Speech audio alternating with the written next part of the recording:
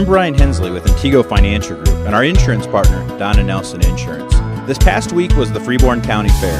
In the farming community, it's a week that much preparation goes into. To many people, the fair simply means food, some live music, and some carnival rides. But the fair is much more than that to many people. To a vendor, it's an opportunity.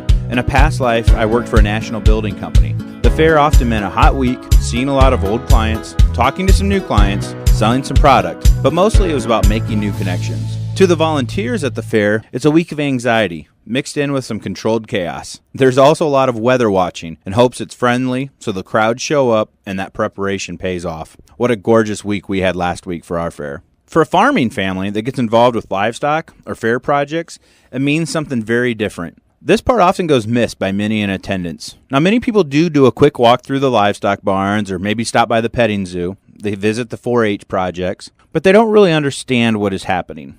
This year, I watched my 6-year-old nephew start getting ready for the fair many months ago. It started by picking out his calf, then the process of daily chores, watering, feeding, washing the calf, and walking his calf on a rope, so come fair day, his 30 minutes in the show ring, the calf would respond. The calf was named Spot.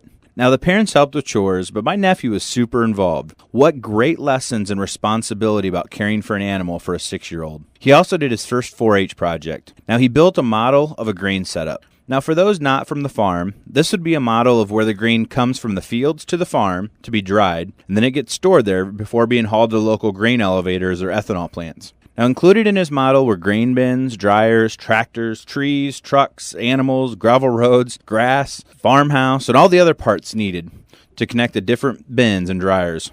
It was his idea, and he was in charge. Now, I wasn't there when he delivered it to the farm booth, but he did stop by our offices, and he was quite proud on his way. Quite a lot of work for a 6-year-old.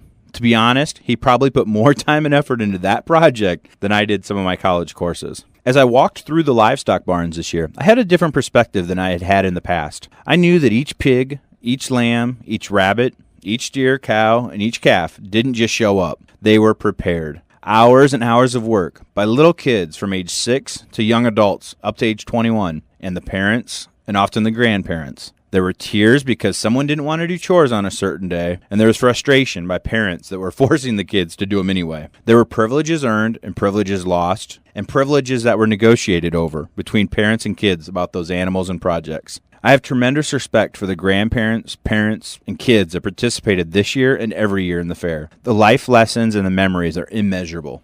Thank you. But here's my problem.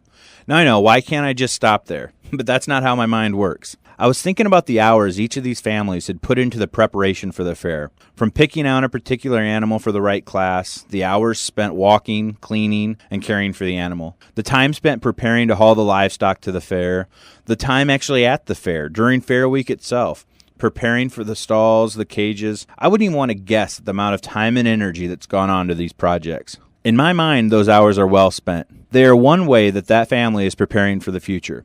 They're teaching that next generation the value of hard work and technical skills of raising livestock. They're building relationships with each other and with the community. All that preparation is the foundation for the future of their family and maybe the future of the farm. But a farm family can't stop there.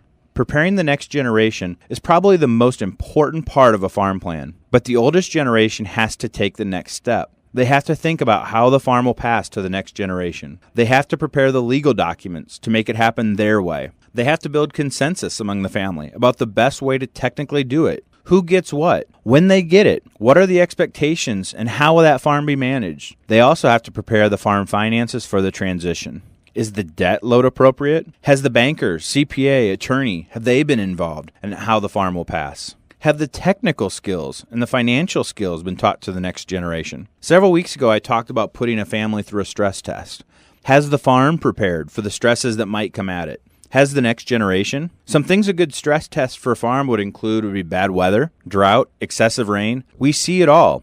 And is the farm properly covered with property insurance and crop insurance? What about a collapse in the commodity prices? Corn has fallen from its highs in the past years. Input prices are remaining high. Is the farm financially prepared for a few tough years? What about farm help? How would the farm handle losing a hired key man during harvest? How would the farm handle a sickness or health issue in the family? Whether it's the main farmer, the farmer's spouse, or someone else that needs medical help or medical attention. And the ultimate test for a farm is the death of the leader. Unexpected accidents, whether on the farm farm or just normal course of living happen, and many farms collapse from their lack of planning. These are all stresses real families face. Any good business will have spent time thinking about these tough issues, and a farm is no different. Great businesses do more than just think about it, they talk about it, and they prepare for it. So here's my call to action to all my farm families and other businesses listening. First, start a conversation today. Pick up the phone, call your dad, call your son, call your spouse, ask some questions. The conversation could start something like this: are we prepared for the future? Now, surely the other person on the other line will ask what the heck you're talking about. And answer,